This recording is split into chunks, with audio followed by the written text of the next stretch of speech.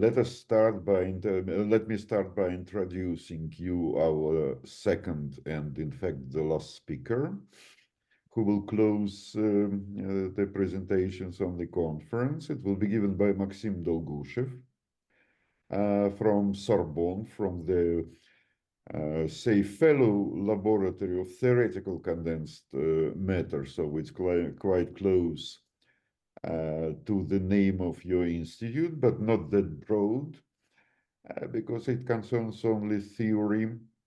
And it will be given by Maxim. And Maxim, so he started his career in the University of Kazan, then he moved to Germany and spent quite a few years in Freiburg, University of Freiburg, working mainly on polymers of different types and the very related field of diffusions, anomalous diffusions, or normal diffusions, or branching diffusions. So he did quite a lot, quite a significant input in this field.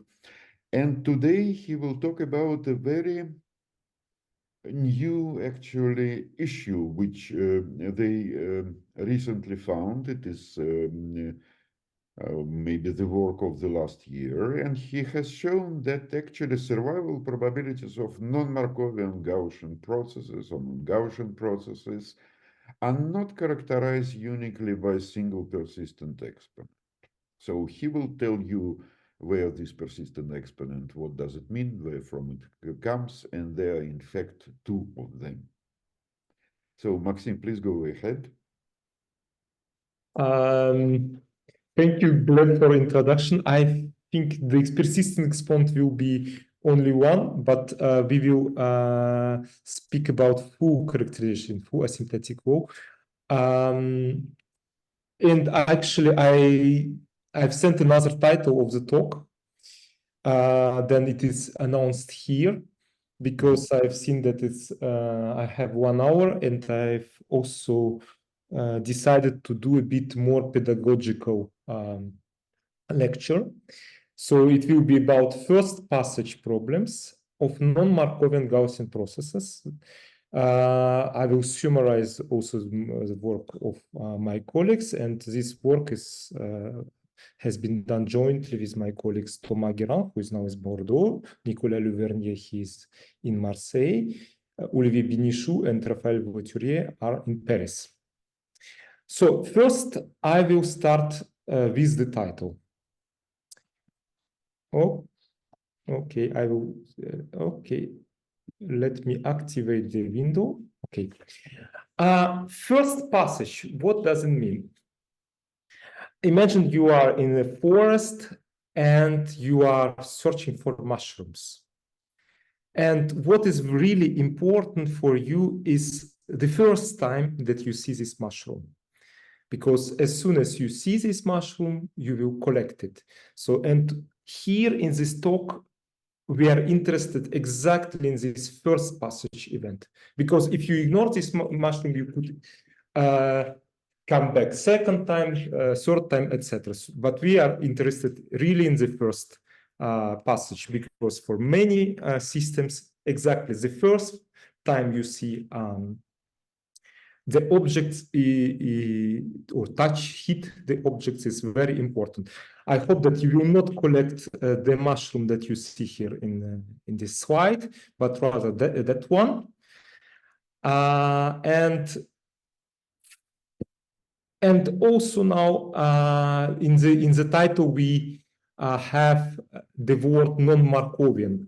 Why actually we study non-Markovian processes? So I start with a citation from the book of Van Kampen. That is quite typical situation when we have non-Markovian process. What does it mean? It means that we have memory in your motion. So your steps forward will depend from the history of your motion. So where does it come from? Typically, it comes from the interaction of the walker with its environment. What does it mean? If you would be able actually to characterize completely your environment, let's say which is given by n microscopic degrees of freedom, then you will have Markovian evolution of all the system, because you really can say where somebody moves, etc.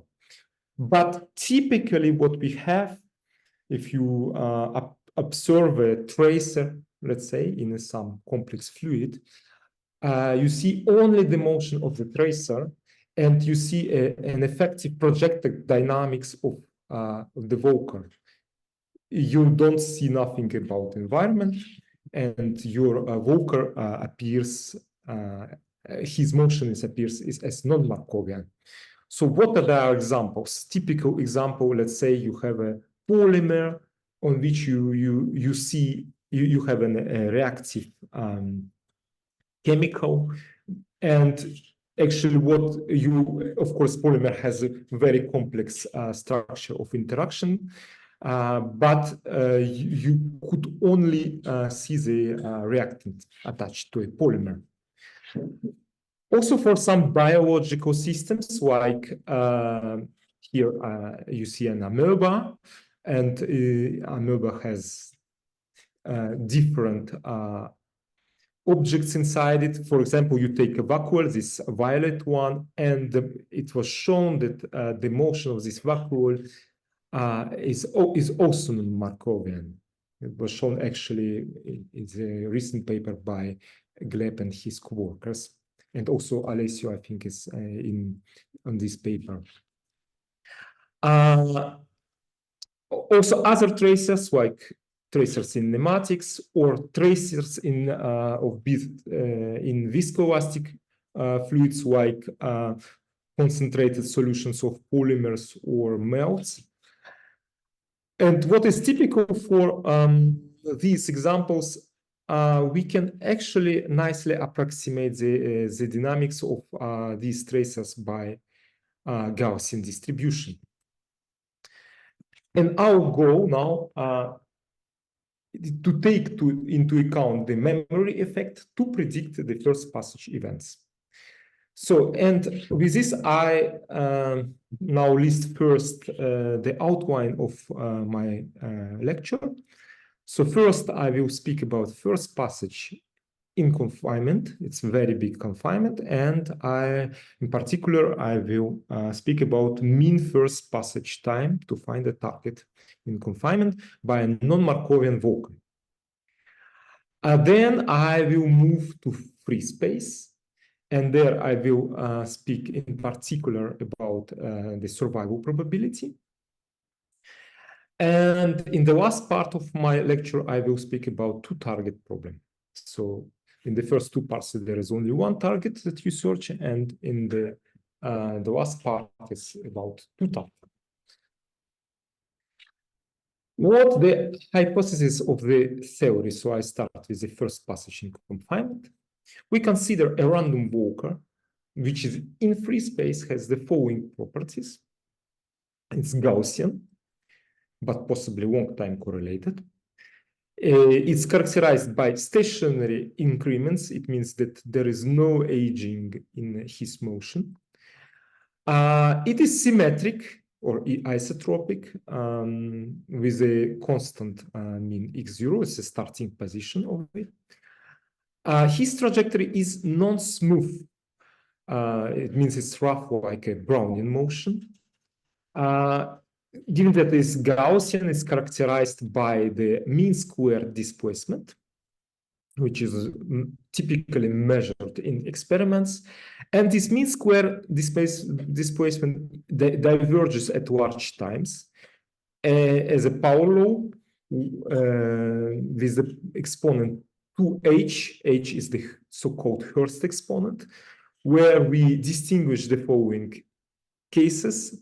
H equal to 1/2 is the Brownian motion. Then H is small. When it's smaller than 1/2, we have subdiffusive motion. H bigger than 1/2 is superdiffusive motion. And then we place this Volcker in a huge confinement. So in the sense that the distance between starting point and the target is much smaller than the size of the confinement. And our goal is to predict the mean first passage time as a function of this mean square displacement. What is the approach for our theorem? We start with the renew equation that partitions over the first passage events. So here you can see this integral. So at the left-hand side, you see a hitting probability of the target at time t. On the right-hand side, we partition this event over the first passage event. So if you see on this, on the right, the figure here, you see that we've hit first at time tau, the target placed at 0. Then we hit it many times. At some time t, we hit it again.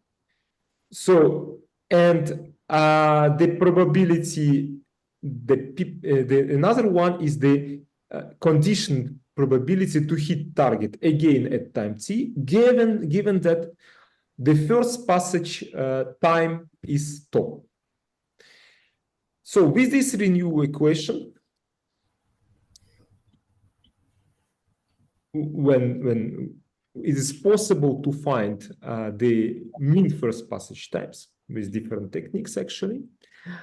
And we get the following expression based on the propagators only, where I have denoted here also this with pi, a special propagator, which is probability density to be on the target at time t after the first passage time at time tau.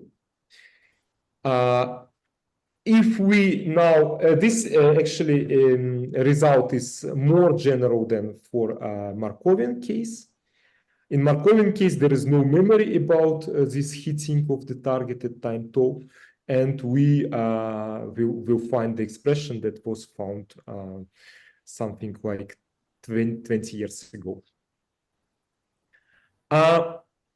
Now, as you can see, it is very important, this first hitting event, and actually this propagator after the hitting the target for the first time.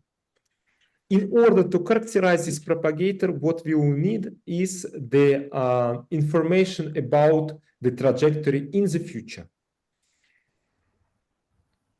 What is actually this? So imagine we have several realizations. You can see here on the left run, first run, second run, third run, etc.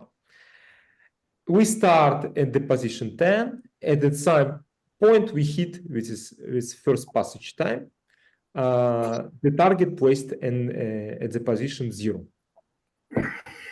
Then this time is different, is distributed according to the first passage time distribution.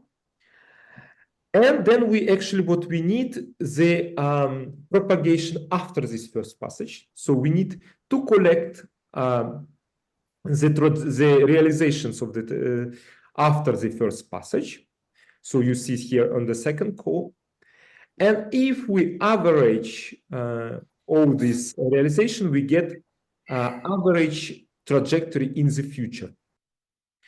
So for non-Markovian walks, this trajectory in the future will not be just 0 as for Markovian, because in Markovian, if for symmetric walks, you will remain around your position. You could see here an example for t in the power 0.72. And this future trajectory is the key ingredient then for the mean first passage time. So let me do explicitly here for one-dimensional setting. So as you remember, we had this for the formula for the mean first passage time, where we had two difference between two propagators. One is just without conditioning, is this subtracted one with this normalization. And another one is which is actually conditioned by the first passage event. And here you see this future trajectory in the exponent. And this, so it is important actually to find this future trajectory. And within this theory, it's possible to write an equation for on this future trajectory. It's given by this integral equation, and in order actually to find this future trajectory, you have to solve this integral equation. An important point that actually in case of one target is possible to do rescaling with the initial condition. There is only one scale in the problem. Then you don't need to find this future trajectory for each initial condition. There is kind of possibility to find a universal for any trajectory and then to rescale. I know that in pseudo-Markovian approximation, it means that future trajectory remains at 0. If we now use this approximation, inject then the future trajectory equal to 0 to this formula, we find infinite mean first passage time for the Hurst exponent smaller than 1/3, which is completely wrong.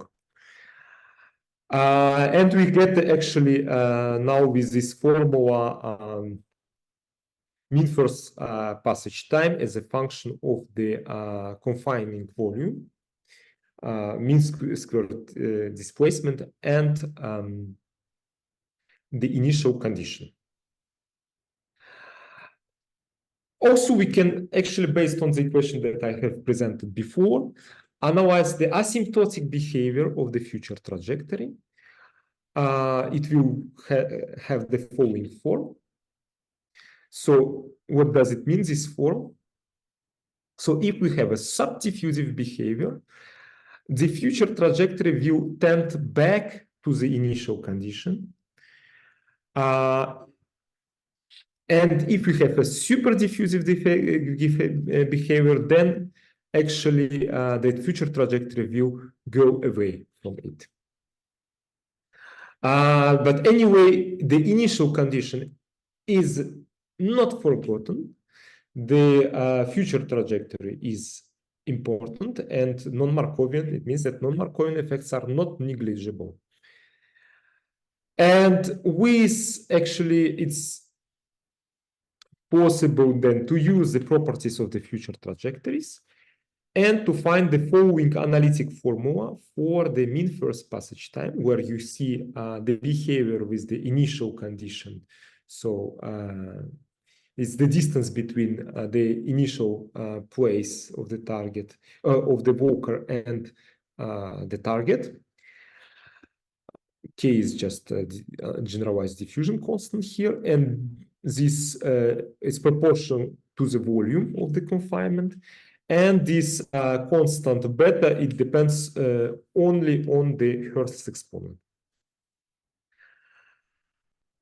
Now, we have discussed first passage in confinement, and I will go to the first passage in the free space. First of all, I will do a little, how Alessio called it, intermezzo. We will consider Markovian and non-Markovian walks.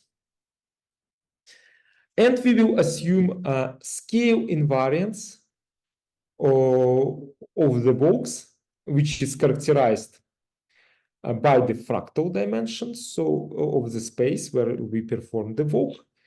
I think I don't need to repeat what is it. For regular lattice, it's just the dimension of the space. And the walk dimension, so it is characterized usually by the time needed for a walker to exit a circle of radius r. Or in our case, it's also very practical to use the mean square displacement, which will be proportional to the time in the power of 2 divided by the walk dimension. So for regular diffusion, the walk dimension is 1. What is important to know, to note here, we will consider the recurrent walks. It means that that the recurrent walk, the walker will come back to its initial position. So the target will be, and also to other points of the lattice, the target will be found with the probability 1. But in open space, it will take an infinite time. We will now discuss why. And for this, actually, I will introduce first the survival probability. So definitely at infinite time, the walker will not survive. It will be absorbed by the target. But we will we can consider the dynamics of this process. So then the survival probability is the probability not to react up to time t. So, and in open space, the survival probability will go to 0 algebraically. And this algebraic decay is characterized by so-called persistence exponent. You see this theta. And the mean first passage time, because of this algebraic decay, the theta is between 0 and 1, will be infinite. On the contrary, for the confined problem that we have considered before, the survival probability will decay at long time exponentially. And the mean first passage time will be proportional to the volume of the confinement. So, and now we will actually interested not only in this persistence exponent of the survival probability, but also in the full asymptotic behavior. It means also in the prefactor. And we will connect this prefactor as 0 to the mean first passage time. First, I will consider Markovian-Randall walks. So I will start with the new equation that you have seen before, that partitioning actually this heating event via the first passage events.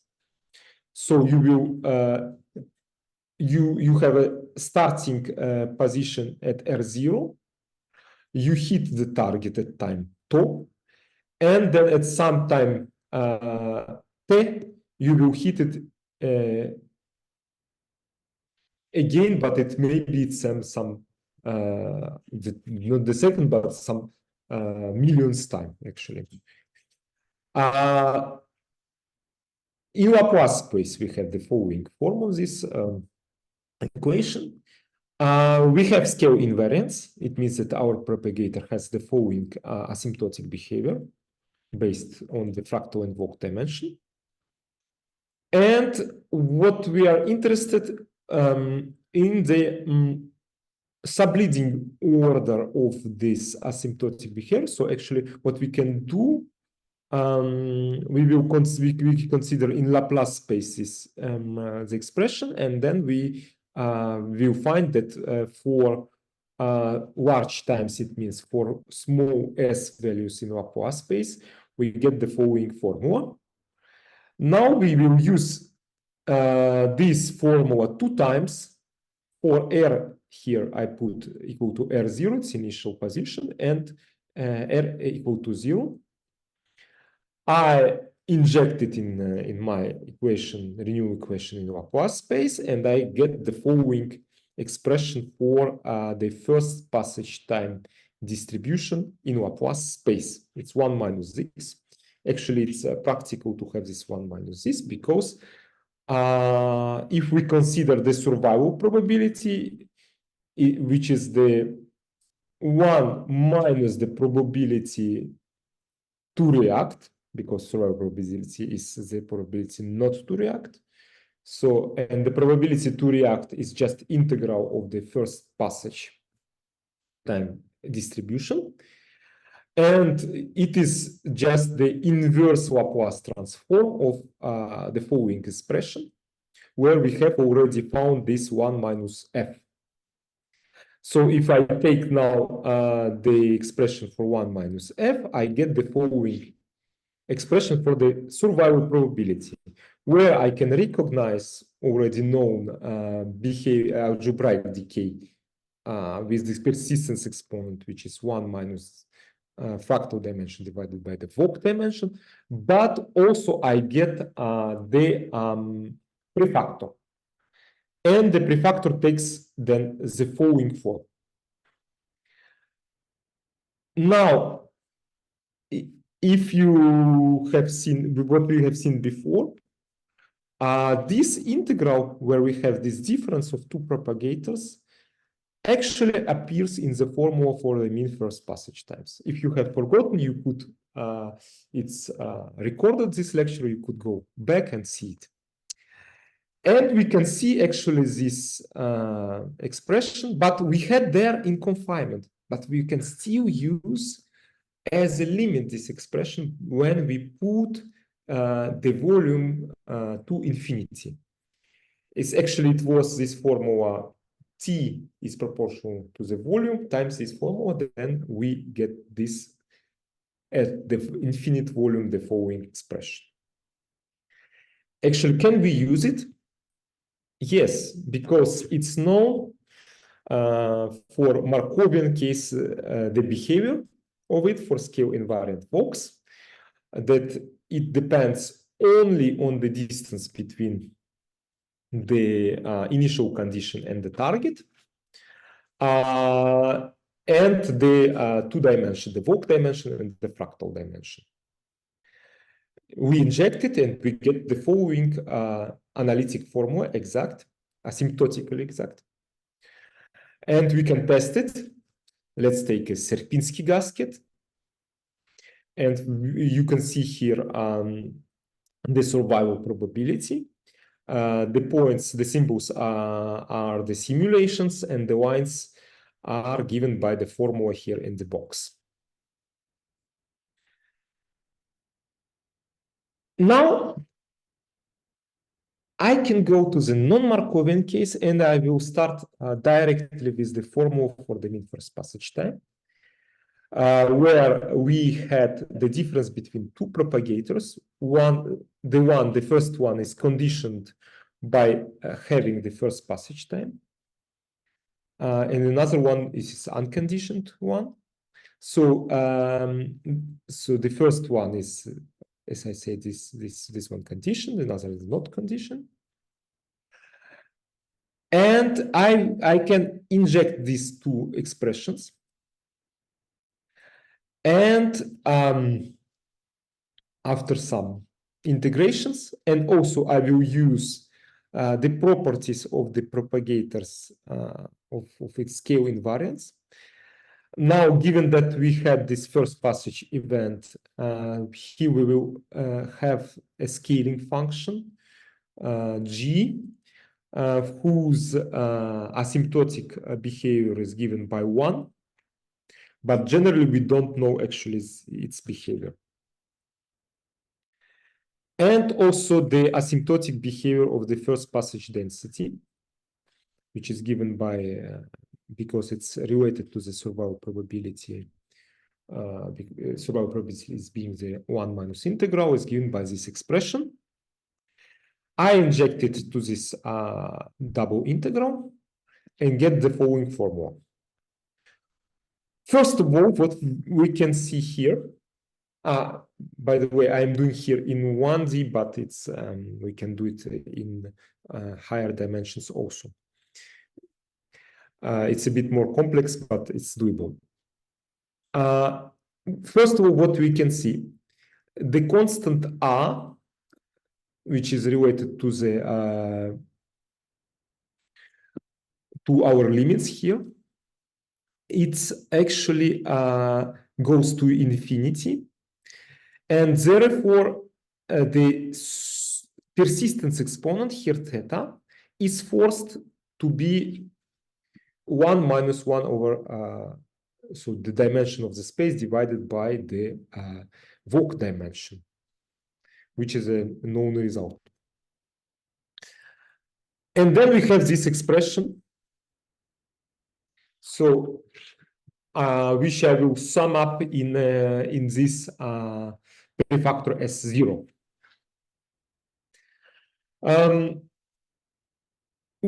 As I said, we don't know actually the scaling function, but we know its asymptotic behavior. Its asymptotic behavior it's going to 1. So if we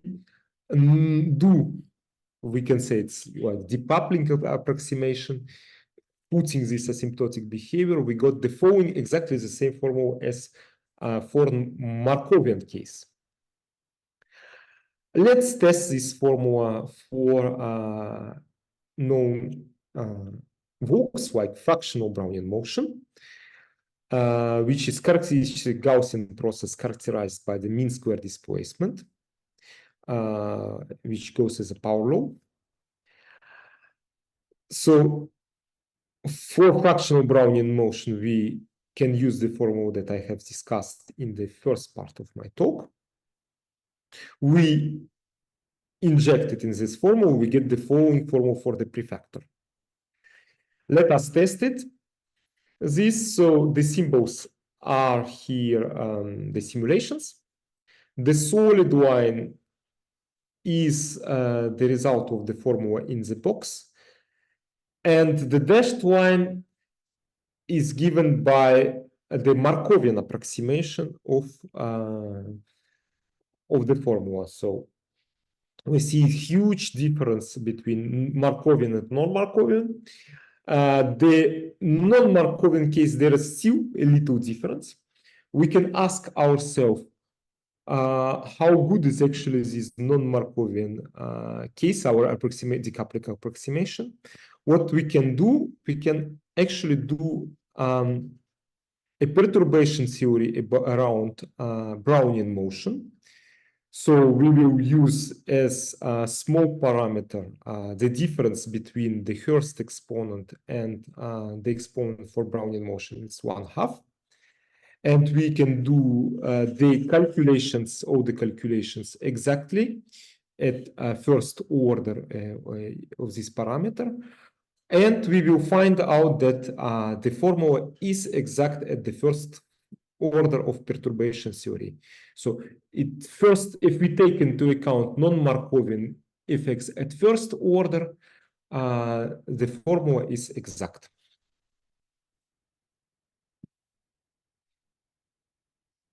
So we can also test on other non-Markovian processes. So here on the right-hand side, you see the result for different processes. I will say what kind of processes we consider. First one is so-called B-diffusive process. So you have two diffusive behaviors at long and short times, and some crossover between them.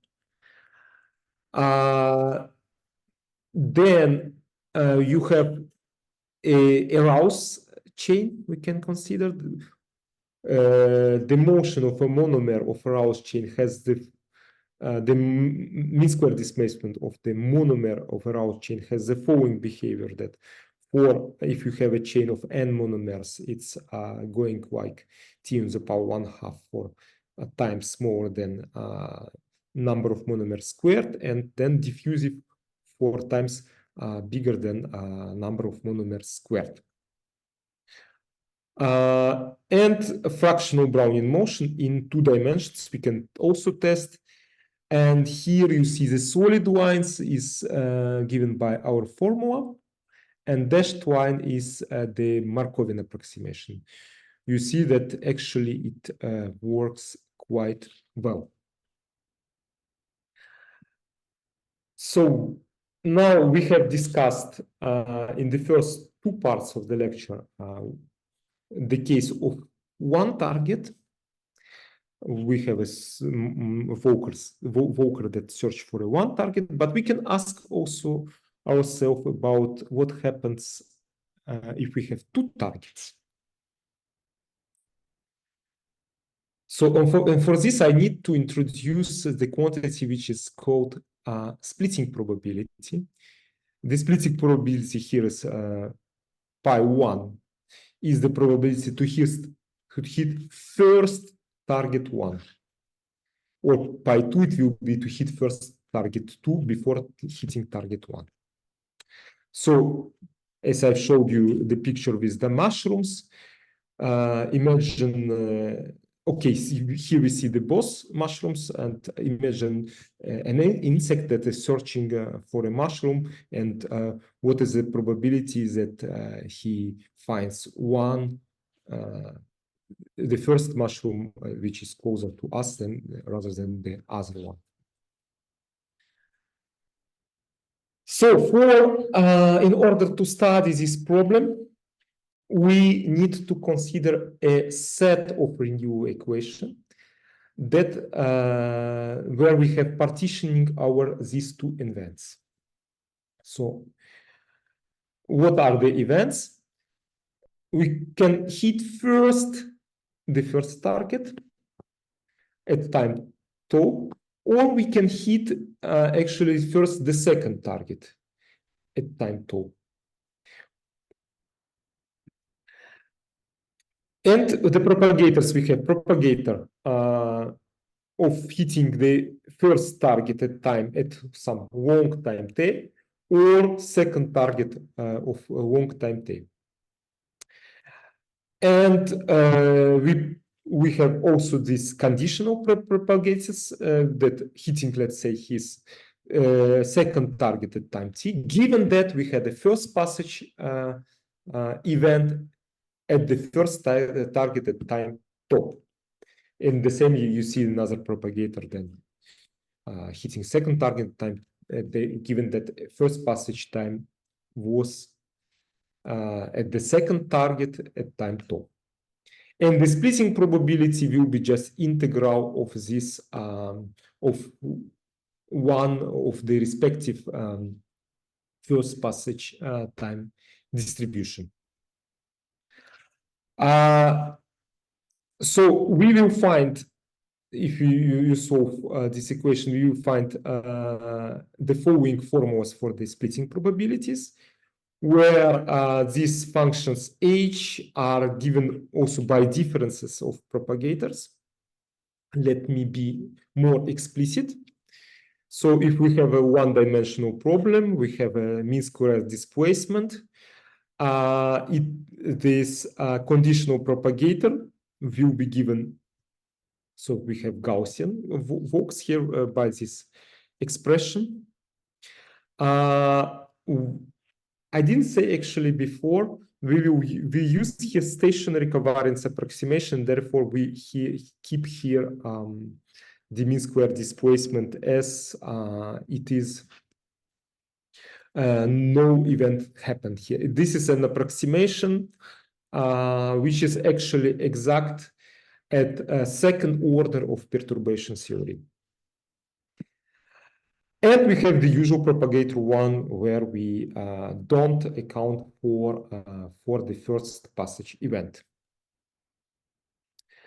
And we have in this propagator condition, we have this future trajectory. We have two future trajectories because we have two targets. So first future trajectory is the trajectory after the hitting first target, and second future trajectory after hitting the second target. So the equation or the system of equations on these future trajectories you can see here. They are long. What is the behavior of these future trajectories? So in blue, I here draw here the future trajectory which we have seen in the case of one target. So maybe you can remember. So you hit the target at 0. And then the future trajectory comes back to the initial position x0. In case if you have two targets, this future trajectory will be a bit different. Actually, it feels that another target exists, and there will be a gap at the infinite time between these two future trajectories. Let me show now the comparison between theory and simulation in one dimension. So we had the following settings. So we have starting position x0. We have two targets, one at x1, another at x2. But we are interested only actually on the distance between these two targets, which is given by capital L. For fractional Brownian motion, it's on the left side for different values of the Hurst exponent. You can see the comparison between theory, which is the blue line, and simulations, which is symbols. Actually, the scaling behavior of the splitting probability P2 was already suggested some almost 15 years ago by Majumdar and his colleagues. So you could see this dashed line, this scaling, which was suggested without any prefactor. And if we neglect non-Markovian effects, this is given then by this dot dashed line. Also, the theory applies for other non-Markovian Gaussian processes like B-diffusive process. You can see on the right-hand side the comparison between theory and simulations, and you can see also that it's very different, the behavior from the Markovian approximation. Also, our colleagues from Bordeaux, it's in the laboratory where Thomas is working, the experimentalists there did experiments on this problem. They have considered beads in concentrated polymer solutions, and then they tracked the position of the bead. And with this, we could really get trajectories of the bead and analyze the heating probabilities, the splitting probabilities of this problem. Here you see the comparison between theory, which is the green solid line, and the experiments with the error bars for different concentrations of the polymer solutions. If you see that if we increase concentration of polymer solution, we get more non-Markovian effects, and the theory really distinguishes the behavior from Markovian one. So, and I can say that the result is really satisfactory. Also, we can see here on the bottom figures the future trajectories. So the trajectories after the hitting the target. And we see also very good superposition of the curves. Our method is actually quite general. We also can apply it to higher dimensions. So here is an example for two-dimensional setting. And it's a bit more complex because we need some additional approximations, like the angle at which hits the Walker the target. But still with these approximations, we see a very between simulations and our theory.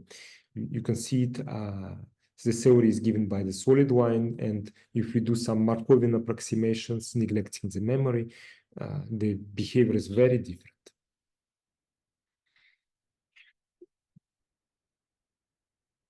Also, we can,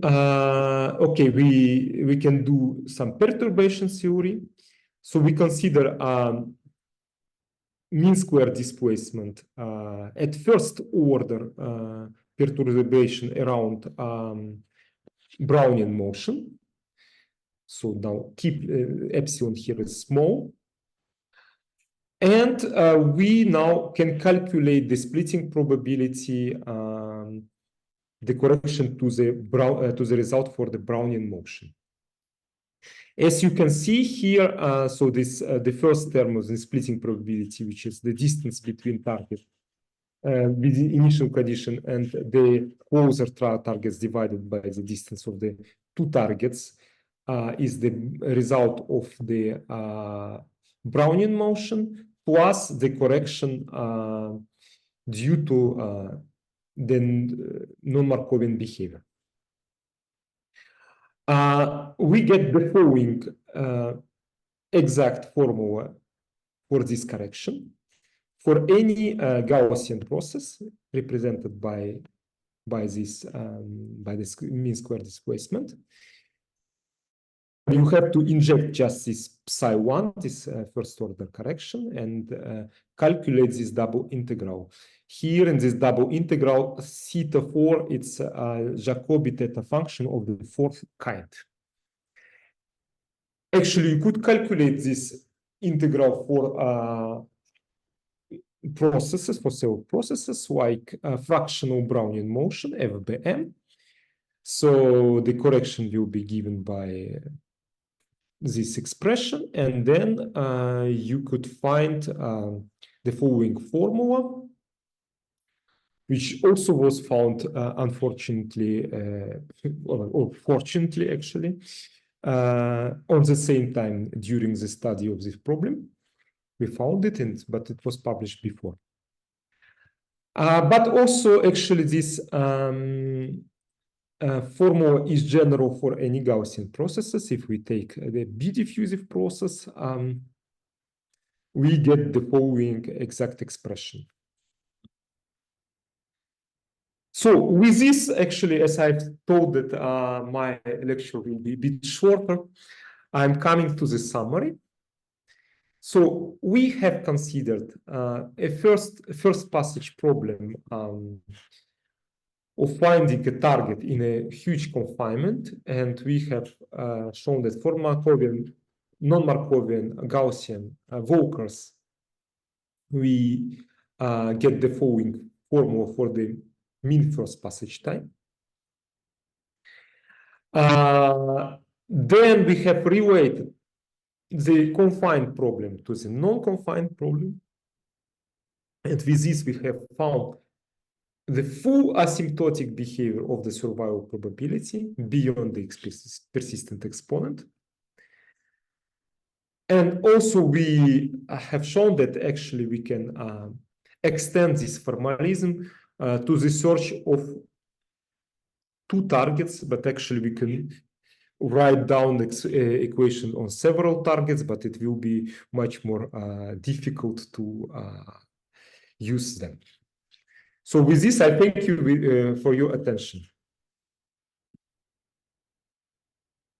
So as I told, I'm faster than 1 hour. With this, we will have some time for discussion, maybe for closing remarks. Okay, thank you very much, Maxim. Thank you. So we have plenty of time for questions.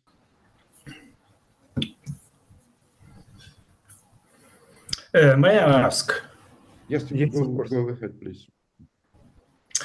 From the very beginning, for me, it was a problem to understand how do you take into account non-Markovians? This is the first. I have several questions, but this is perhaps the most important.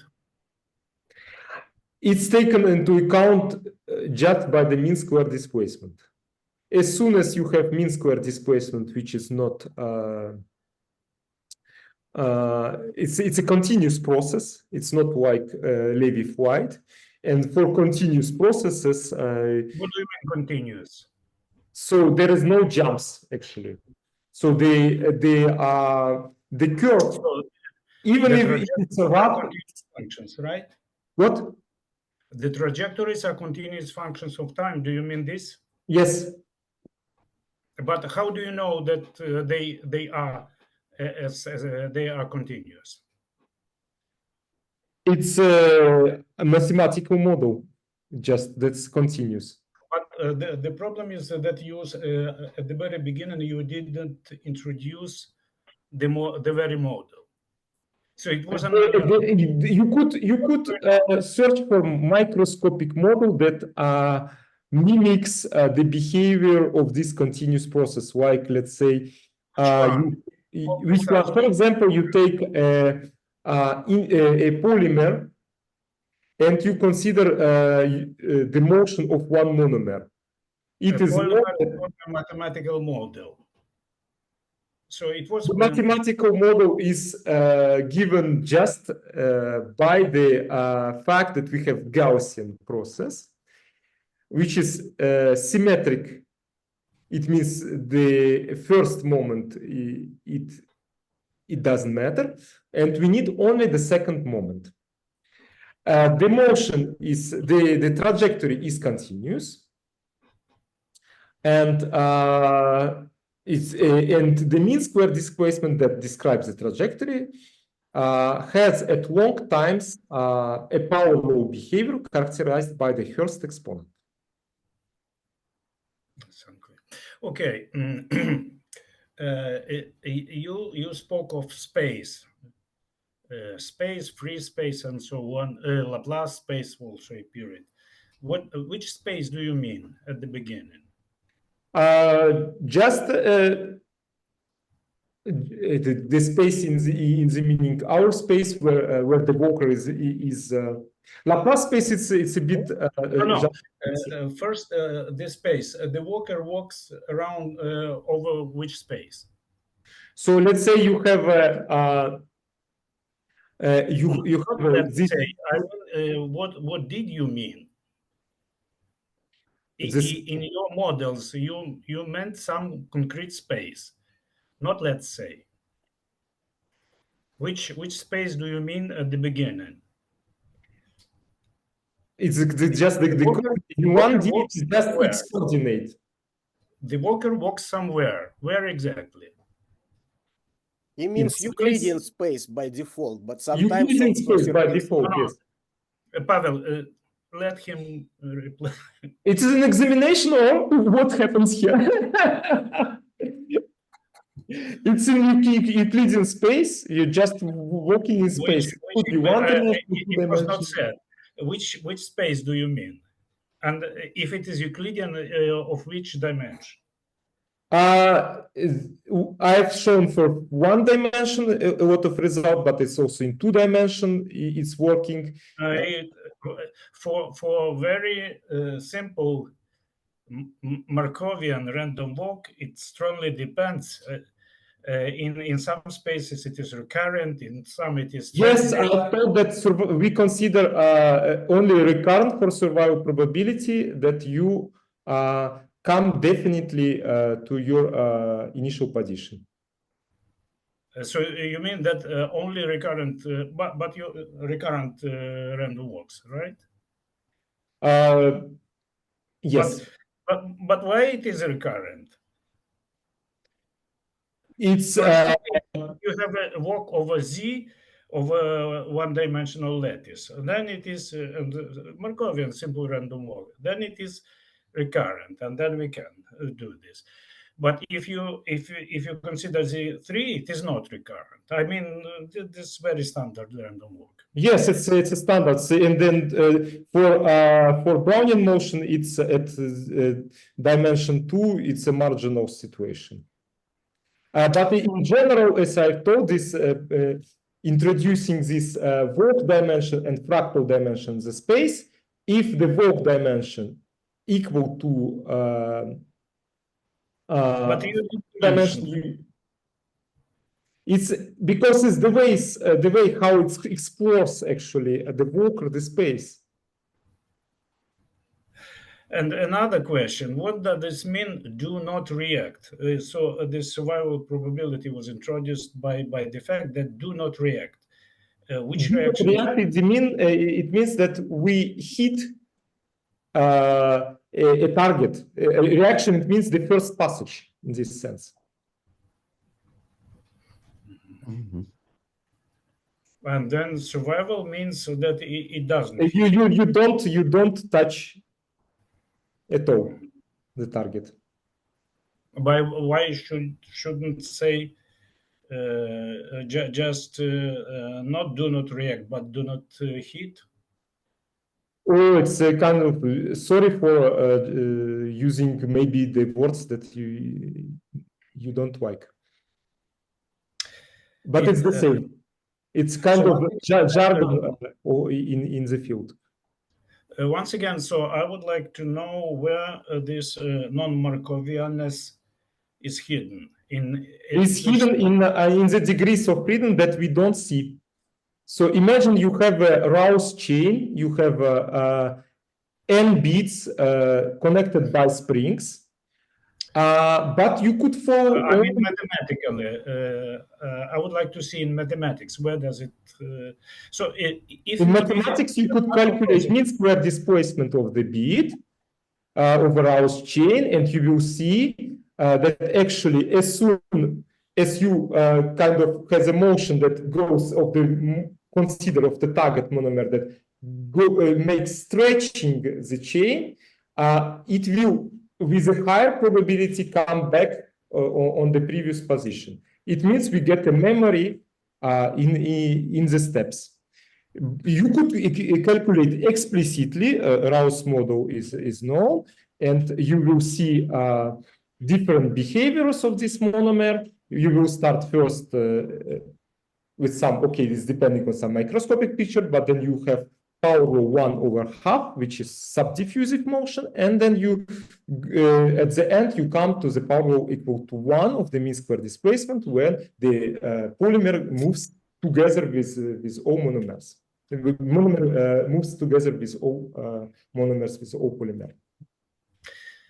This is only one example, but actually we don't need to care so much about this microscopic degrees of freedom, because in many systems, like I don't know, this motion of vacuoles in an amoeba, you don't really you cannot really take into account all these degrees of freedom.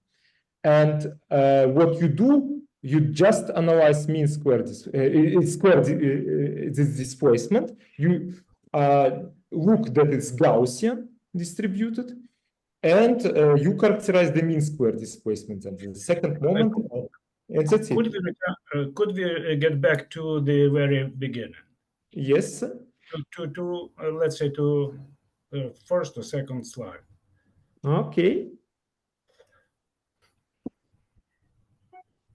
Where some formulas appear. Ah, okay. So not this non-Markovian, but these formulas. Okay. First formulas.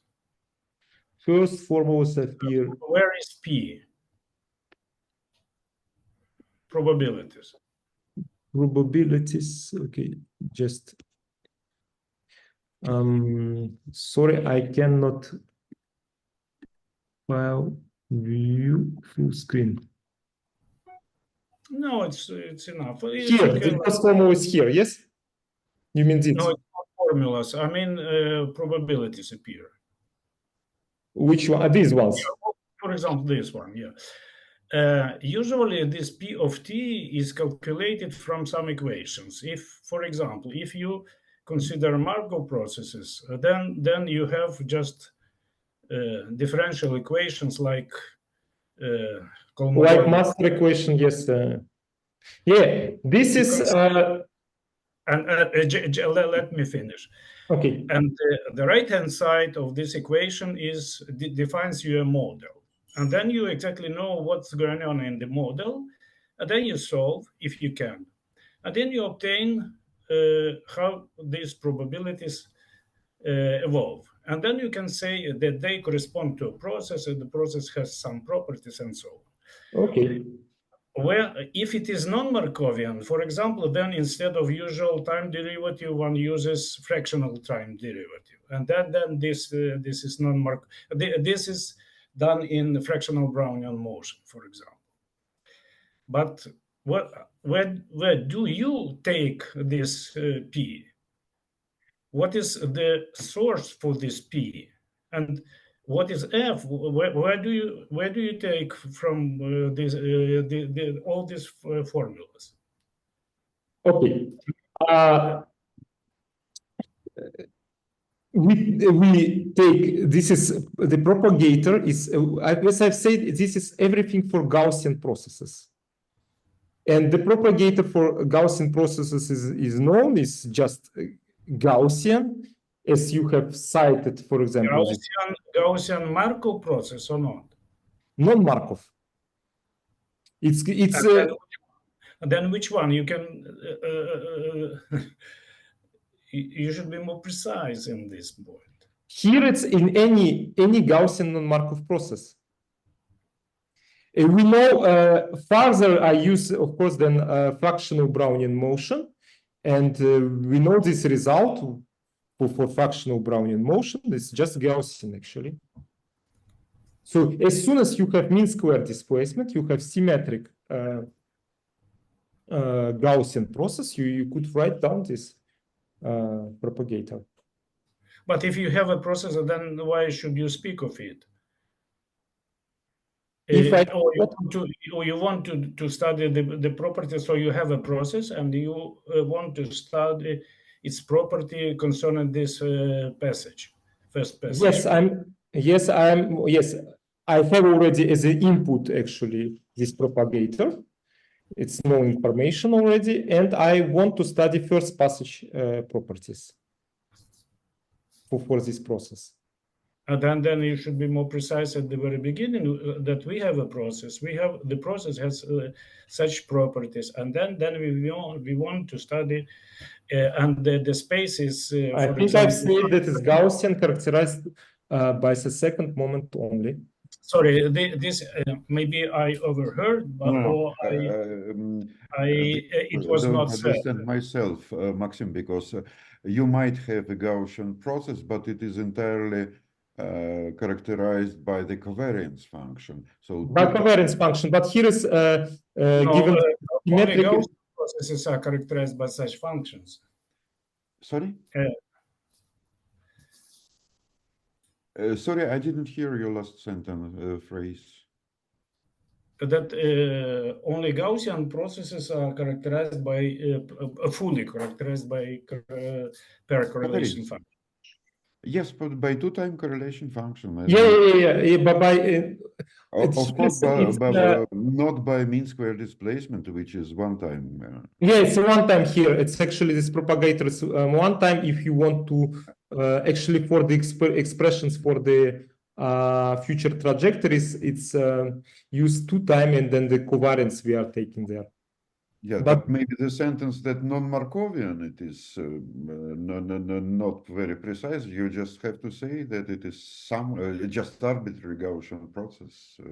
Yeah, it's yeah. Does this mean that all this is about fractional Brownian motion?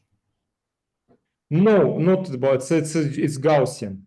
You could take a motion of a monomer of a Rouse chain. It's yeah, not but motion of Brownian motion precisely. Rouse chain is also a fractional Brownian motion with the not only if it is infinitely long.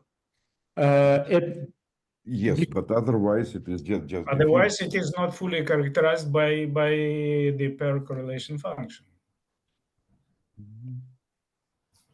No, the pair correlation function, it is a little bit different if the chain is finite, because at times much larger than the Rouse time. Yes, exactly. It converges to normal diffusion. Yes, exactly. So it does not have the form of the covariance function of Mandelbrot-Van Ness fraction. No, not at all. Not at all. But when both covariance are large, then you have simply to take a minimal out of these two, and that's it. But at large times it's purely diffusive the motion, but still it is the motion is non-Markovian. The effects are finite of non-Markovianity for the monomer of a Rauch chain. But also in this case, if the arguments of the covariance function are disproportionately different, then it is, of course, you see a departure from Markovianity, but still there is non-Markovianity. This is transient.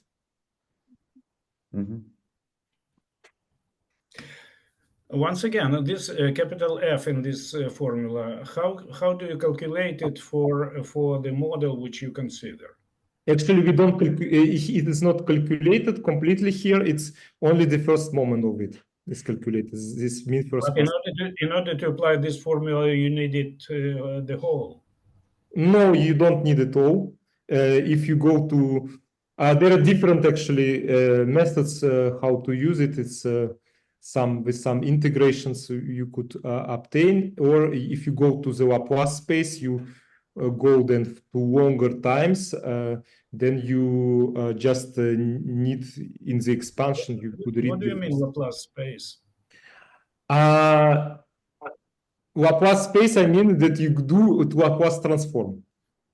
You make a Laplace transform of it, but it's also not needed actually. Space.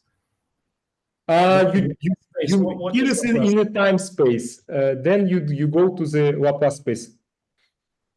So this is the set where this Laplace transform parameter lies. Right? Yes.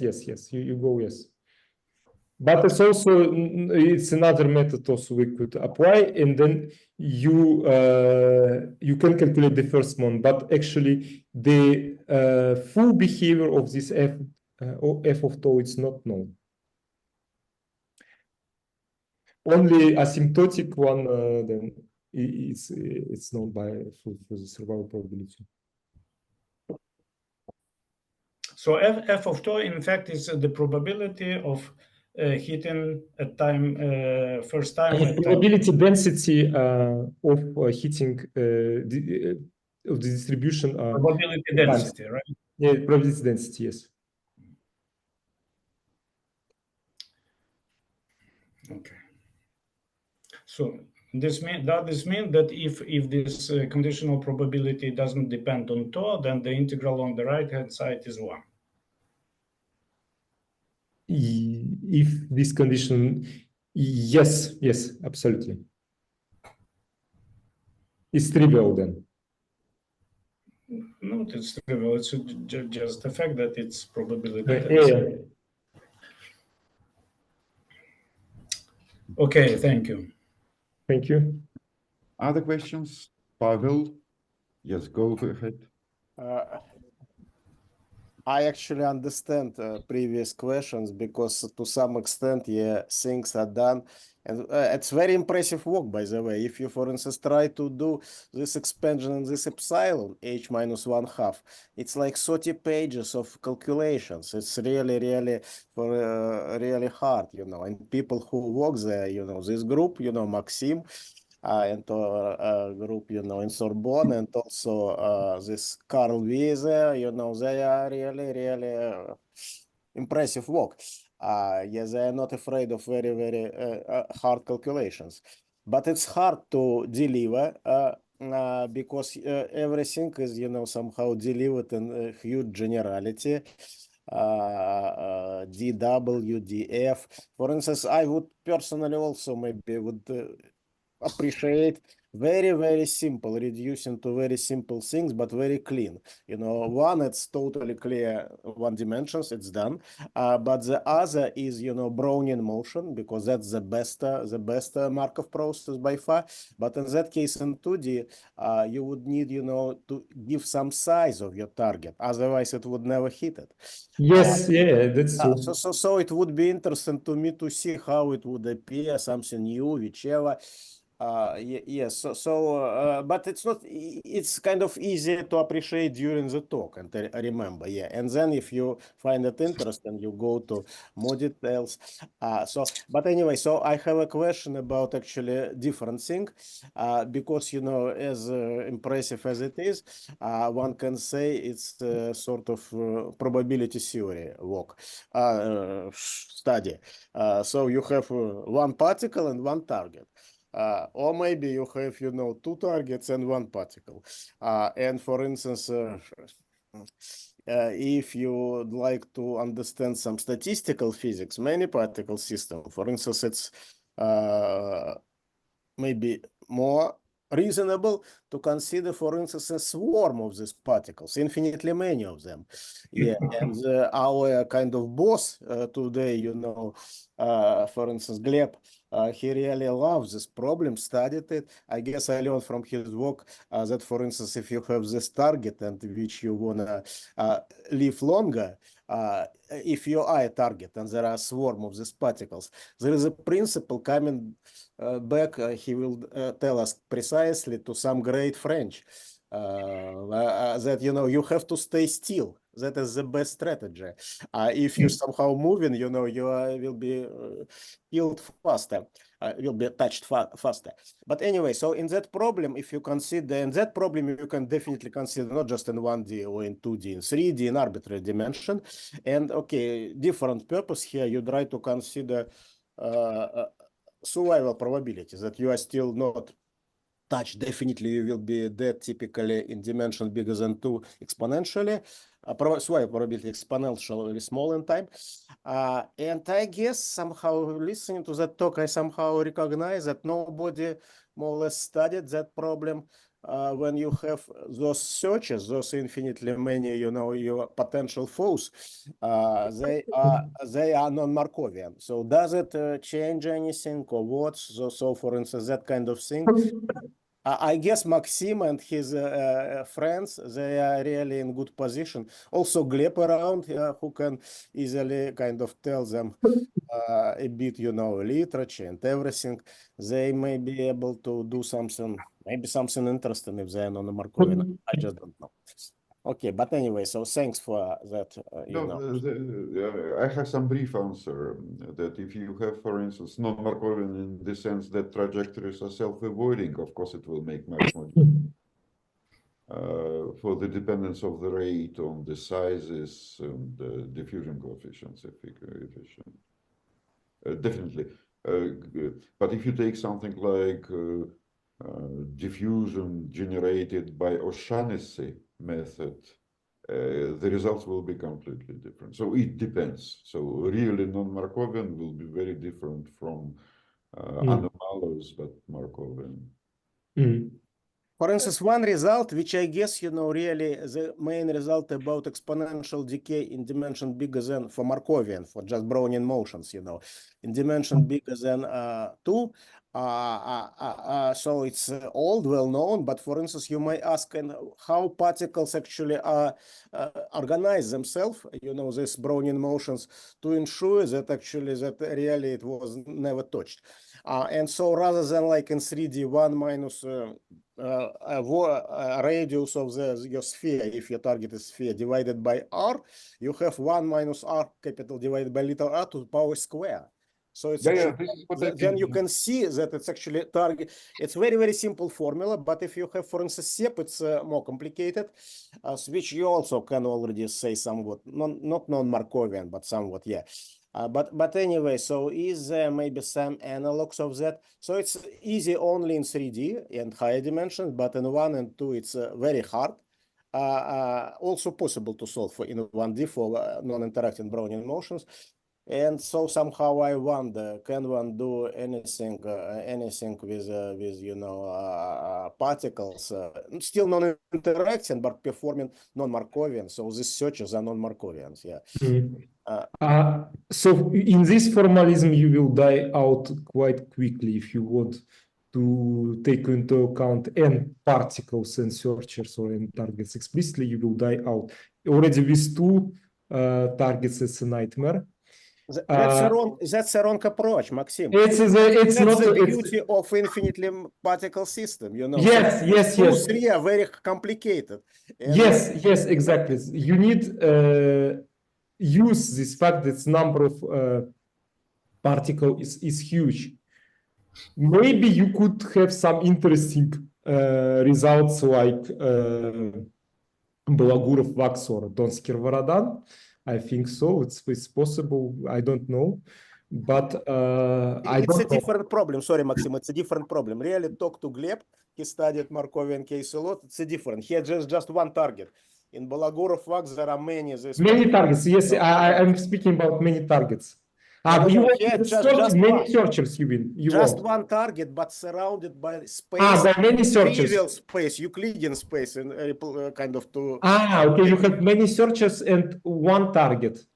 Yeah. Talk to Gleb. Yeah, he's around. Okay. I don't know. Maybe this one is more doable than the many target problem. Yes, okay. So let us thank the speaker again, and we are over for now some discussion. Maybe both speakers. Huh? Sorry? Both speakers. Both speakers Yes, of today. definitely both speakers, as well as all the speakers of previous 2 days.